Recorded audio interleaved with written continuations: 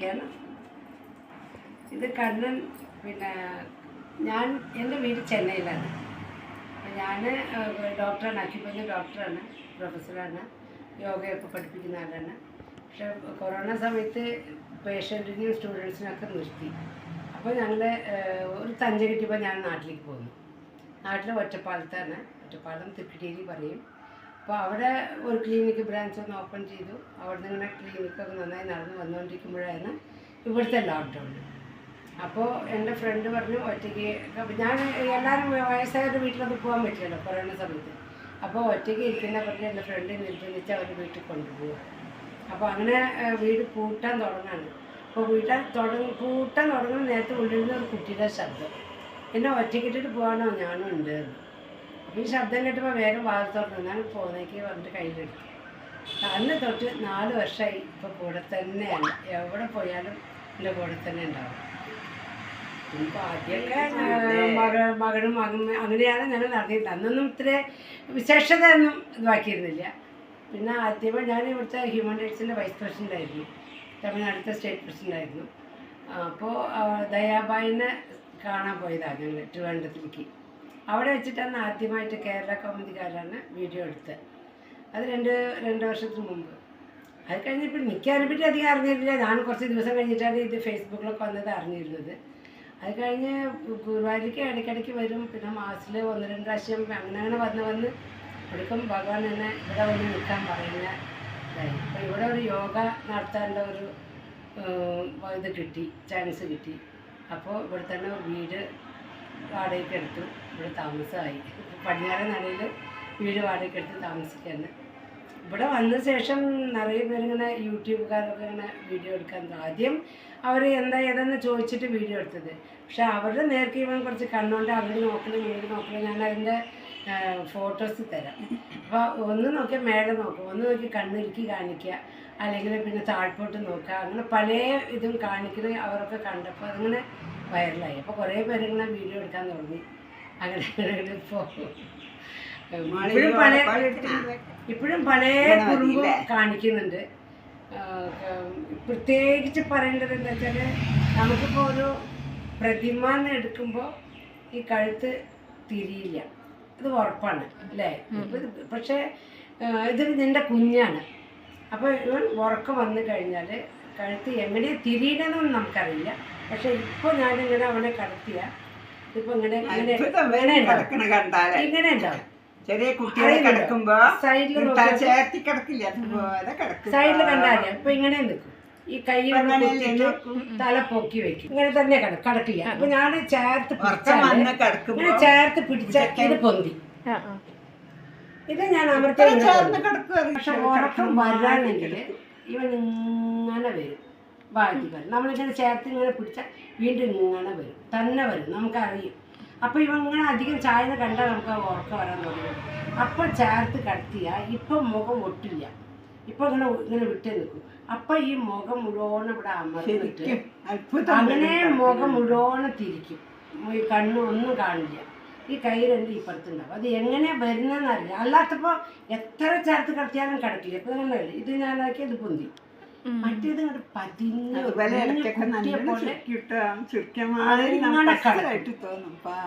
ഇതേപോലെ രാവിലെ നാമജപം ഉണ്ട് ഞങ്ങൾക്ക്. ഒരു 5:30 മണിക്ക് കുറേ കുട്ടികളൊക്കെ ആയിട്ട്.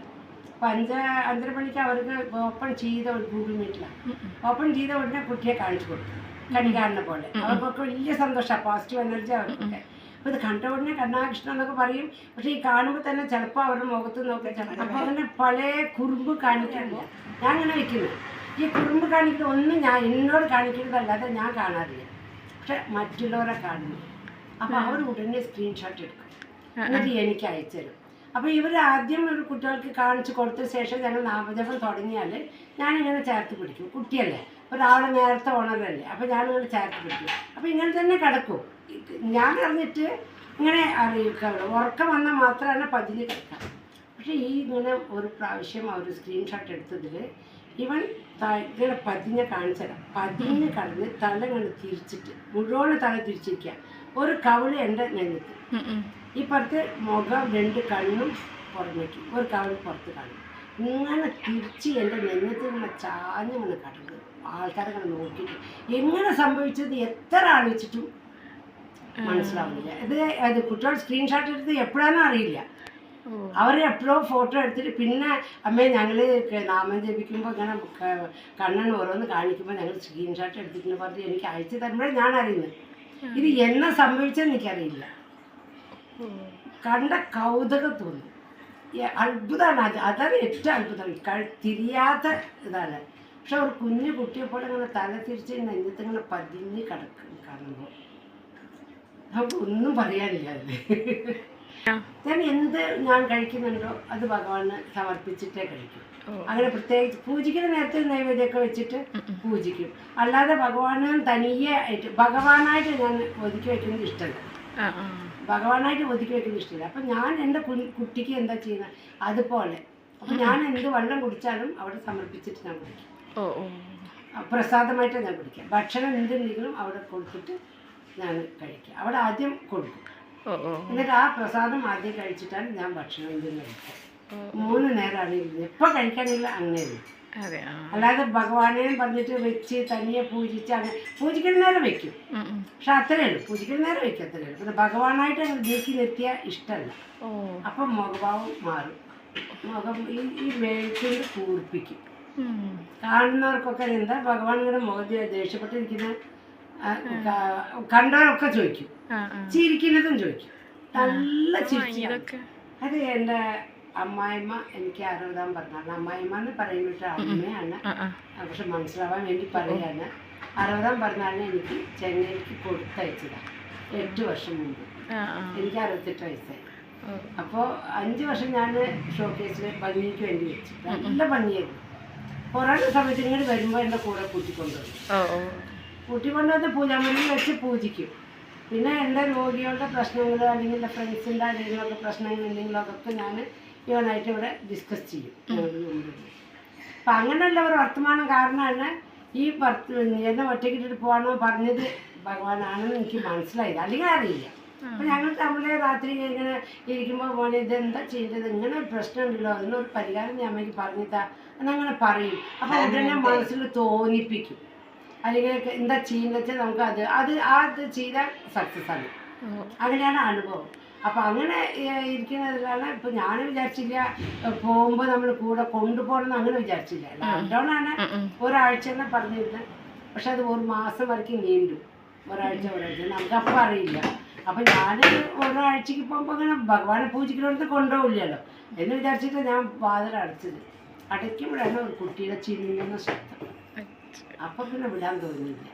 പിന്നെ എടുത്ത് പിന്നെ കയ്യിൽ തന്നെ കത്തി വറക്കും. മൂക്കൊക്കെ കുറച്ച് ഇടിക്കുന്നുണ്ടെന്നൊക്കെ അറിയുമ്പോൾ ഞാൻ എൻ്റെ അടുത്ത് കിടത്താതെ രാത്രി ഇനി പൂജാമുറിയിൽ ഇരുന്നോട്ടോ പറഞ്ഞ് 2 ദിവസം വെച്ച് നോക്കി. അത് ഇഷ്ടപ്പെട്ടില്ല. അപ്പം പാട്ട് പാടി കൊടുക്കുമ്പോൾ ഞങ്ങൾ വർണ്ണിച്ചിട്ടുള്ള പാട്ടൊക്കെ പാടുമ്പോൾ നല്ല വാത്തോടെ ചിരിച്ച് കളിക്കും. അപ്പം പഴകും കൂടെ കൊടുത്ത്. അപ്പം ചിരിക്കില്ല. അതായത് നമ്മൾ കുട്ടികളുള്ള ഇറുക്കി പിടിച്ച് ചുണ്ട് ഇറുക്കി അങ്ങനെ ഇരിക്കും. അപ്പം ഞങ്ങൾ ആവുമ്പാട് നോക്കി വെക്കും. പിന്നെ നോക്കിയില്ലായിരുന്നു. ശരി ഞാൻ ഒപ്പം കടത്തിക്കോളാം കേട്ടോ പറയും. ഞാൻ പറയാം ഈ അടുത്ത് കടത്തി ഉമ്മ കൊടുത്ത് നോക്കുമ്പോൾ ഈ മൂക്കൊക്കെ ചിലപ്പോൾ ലേശം പെയിൻറ്റ് പൂവൊക്കെ ചെയ്യും. അപ്പം അത് വിചാരിച്ചിട്ടാണ് ഞാൻ നിർത്തിയത്. അപ്പം അത് ഇഷ്ടമാണ്. ഇപ്പോൾ ഇത് കയ്യിൽ കിടക്കും ഫുൾ ടൈം. അവളെ വരയ്ക്കുകയാണ് അതൊക്കെ ഇഷ്ടമാണ്. അങ്ങനെയൊക്കെ സന്തോഷമാണ്. അങ്ങനെയൊക്കെ പോകുന്നുണ്ട്. അമ്മയും മകനായിട്ട് ഇങ്ങനെ തുറന്ന് ചിരിക്കുന്നു. അവർക്കൊരു സന്തോഷമാണ്. പക്ഷെ അവർക്ക് കാണിച്ചു കൊടുക്കുന്നുണ്ട്. അതുവரைക്കും ചിരിച്ചില്ല. അപ്പോൾ അവർ കയ്യിലെടുത്തപ്പോൾ അപ്പോൾ നീ എന്നെ കയ്യിലെടുക്കാതല്ലേ പാട്ട് പാടി കൊടുക്കുന്നത്, അത് വേണ്ട. അപ്പോൾ അവരിങ്ങനെ എടുത്തിട്ട് ഇങ്ങനെ ലാളിച്ചിട്ട് ഓരോ പാട്ട് ഇങ്ങനെ പാടുമ്പോൾ അങ്ങനെ സന്തോഷമായിട്ട് ഇങ്ങനെ തുറന്ന് ചിരിച്ച് ഇങ്ങനെ ഓരോരുത്തർക്കും ഓരോരോ അനുഭവം. ഒരു കുട്ടി ഒത്തിരി സങ്കടങ്ങൾ പറഞ്ഞ് നിർമാലിയാക്കിയിൽ നിൽക്കായിരുന്നു. ഒത്തിരി സങ്കടം പറഞ്ഞിട്ട് കറങ്ങി.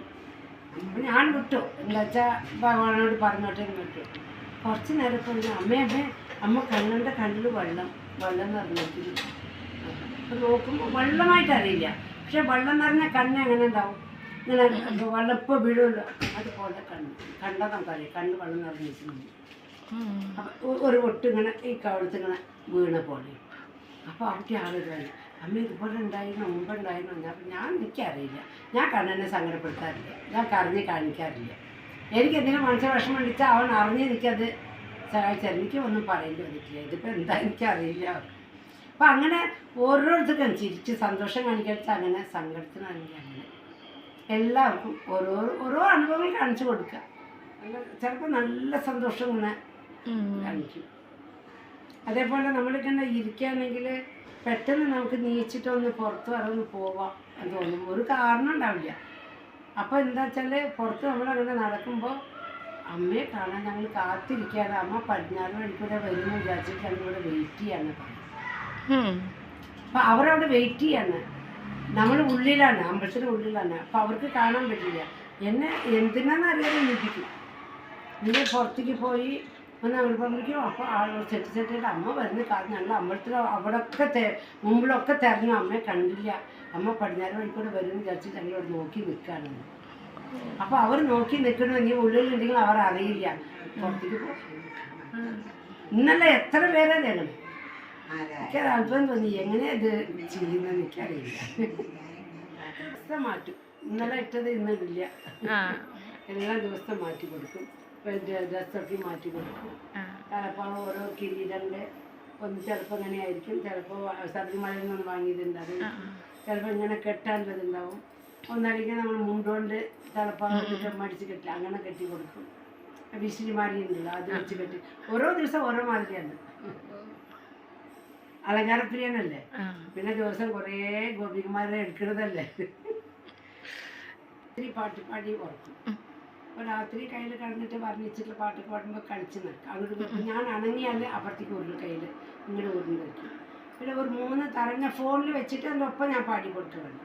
അപ്പോൾ 3 താരാട്ട് പാട്ടൊക്കെ വരുമ്പോൾ ഇങ്ങനെ ഒരു ചെരിഞ്ഞ് കിടത്തുന്നുണ്ട്. അപ്പം മനസ്സിലായി ഉറങ്ങിയില്ല.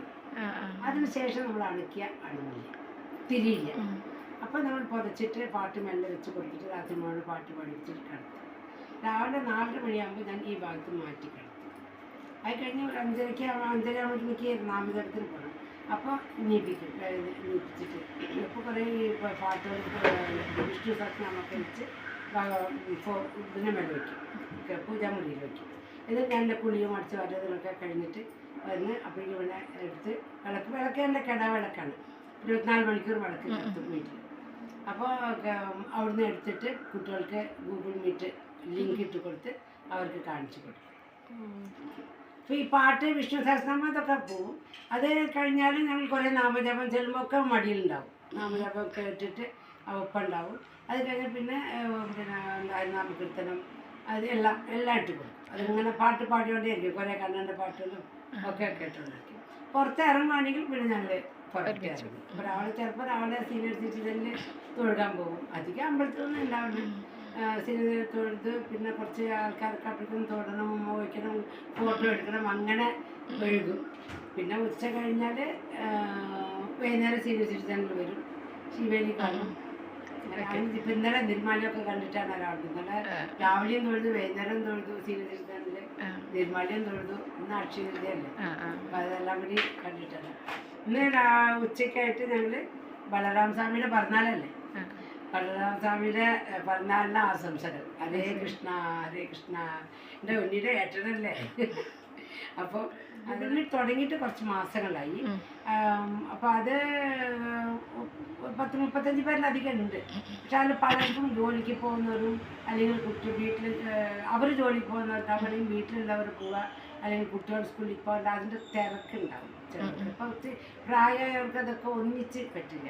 അപ്പോൾ ഒരു ഗ്രൂപ്പിലുണ്ടാവും, നാമം ചൊല്ലിയിടും. മറ്റേ ഒരു 10-15 പേര് റെഗുലറായിട്ട് വരും, റെഗുലറായിട്ട്. അപ്പോൾ ചിലർ വന്നിട്ട് എപ്പോഴാണ് ഇത് വരിക, ഗൂഗിൾ മീറ്റിൽ ലിങ്ക് വരാതിങ്ങനെ കാത്ത് നിൽക്കും. അതേപോലെ വീട്ടുമ്പോഴേക്കും അവർ വരാതൊക്കെയായിട്ട് കണ്ണനെ കാണാനും വലിയ സന്തോഷം അത് കാണാൻ. അപ്പോൾ ആദ്യം ഒന്ന് കണ്ണനൊക്കെ കണ്ട് ഒന്ന് ഗുഡ് മോർണിംഗ് ഇതൊക്കെ പറഞ്ഞു കഴിഞ്ഞാൽ നാമജപം പറയും. എവിടെയുള്ളവരാണ്, നമ്മുടെ അടുത്തുള്ളവരൊന്നുമല്ല. ഗൂഗിൾ മീറ്റ് ആവുമ്പോൾ നമുക്ക് ഈ പരിചയമാവുന്നവരല്ലേ കുറേ പേര്. അപ്പം അങ്ങനെ വരുന്നത്. അപ്പം ഇപ്പോൾ ഞാനങ്ങനെ തുടങ്ങുന്ന ഒരു ഐഡിയ തന്നെ ഇല്ല. പക്ഷെ ഏതോ കുട്ടി തെറ്റിരിക്കുന്നു, കുറേ പേരുണ്ട് ചോദിച്ചിരിക്കുന്നത്. ഇനിയിപ്പോൾ അവരെ വിഷമിപ്പിക്കാനും പറ്റില്ലല്ലോ. ഇത് തോന്നുന്ന ആലോചിക്കണം എങ്ങനെയാണ് തുടങ്ങേണ്ടത്, എന്താ വേണ്ടത്, എന്ത് ടോപ്പിക്കായിട്ടാണ് നമ്മൾ ദിവസം കൊടുക്കേണ്ട മെസ്സേജ് കൊടുക്കണമല്ലോ. അപ്പം ഞാൻ അത് ആലോചിച്ചിട്ടുണ്ട്, തുടങ്ങിയിട്ടില്ല, തുടങ്ങണം. ഞാൻ വിചാരിച്ചില്ല കണ്ണൻ വന്നിട്ടില്ലെന്ന് പറഞ്ഞിരുന്നത്. അപ്പൊ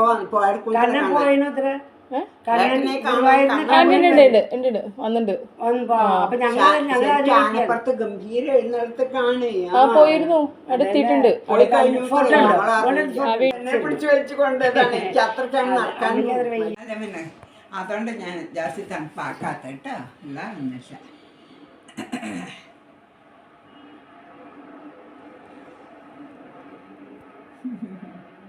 ഇനി ഒരു ദിവസം കാണാം, വലിച്ചങ്ങോട്ട് പിടിക്കണ്ട, അപ്പൊ കാണാൻ എന്താ ചെയ്യാ അല്ലേ. എപ്പോഴും കുടിക്കാനില്ല, അതാ കണ്ടോ താഴേക്ക് പോകുന്നില്ല.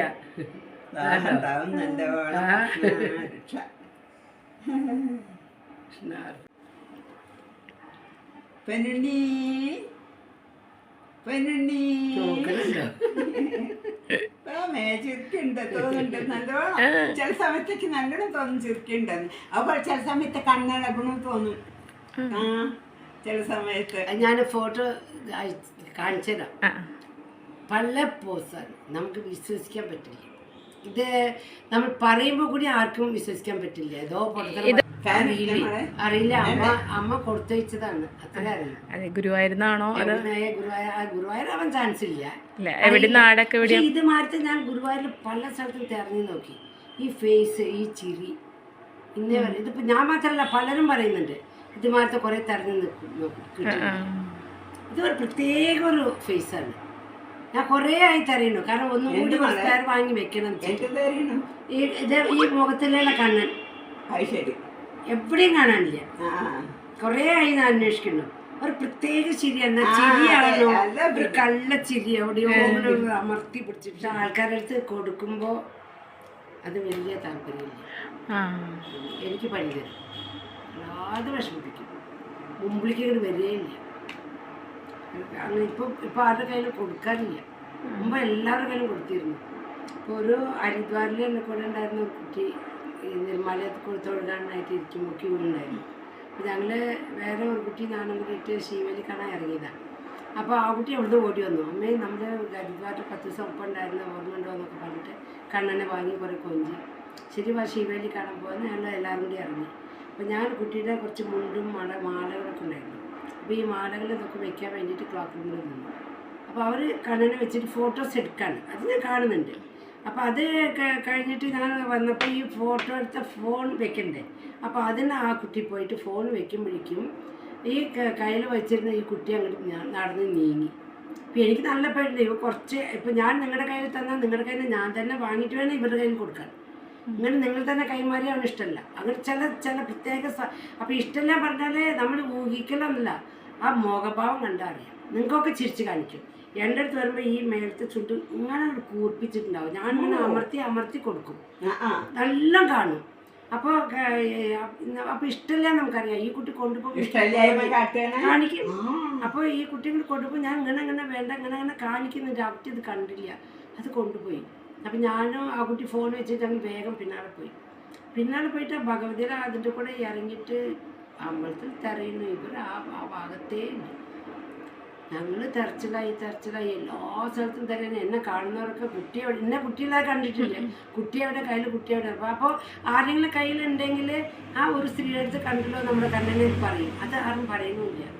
ഞങ്ങൾ അമ്പലം മുഴുവൻ അരിച്ചു പറിക്കും, എവിടെയും കാണാനില്ല. വിളക്ക് വെക്കണോടത്തും പിന്നെ ശിവേലി തുടങ്ങി അതിന് മുമ്പിലും ഒക്കെ നോക്കി, ഇവിടെ ഓഡിറ്റോറിയത്തിലൊക്കെ പോയി നോക്കി.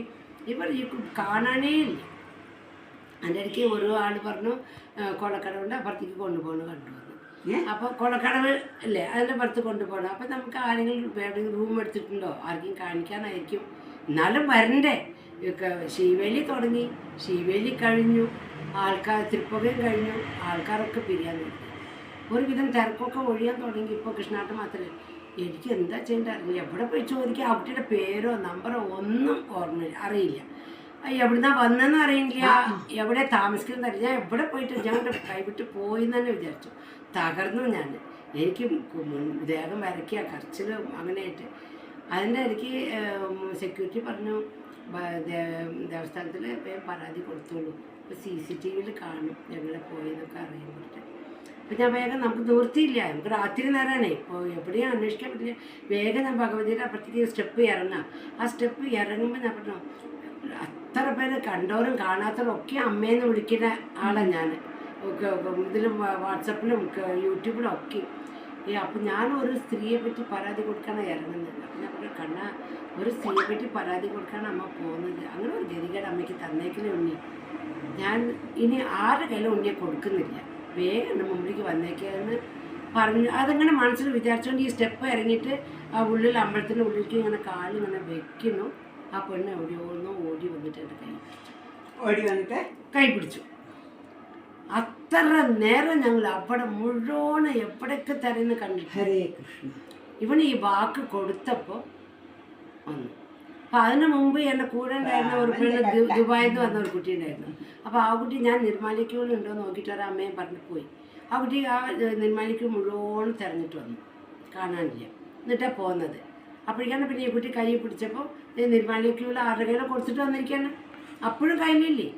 അപ്പോൾ ഇപ്പോൾ കൂടെ ഉണ്ടായിരുന്ന കുട്ടി കുറേ ദേഷ്യപ്പെടും. എനിക്കൊന്നും പറയാൻ വാക്കില്ല, ഞാൻ കരച്ചിലായിരുന്നു. ആ കുട്ടി പറഞ്ഞ അമ്മയുടെ സങ്കടം നിങ്ങൾക്കറിയില്ല, കുഞ്ഞിനെ അങ്ങനെ പിരിച്ചു കൊണ്ടുപോകണം, അങ്ങനെ അവസ്ഥയിൽ കുറേ പറഞ്ഞു.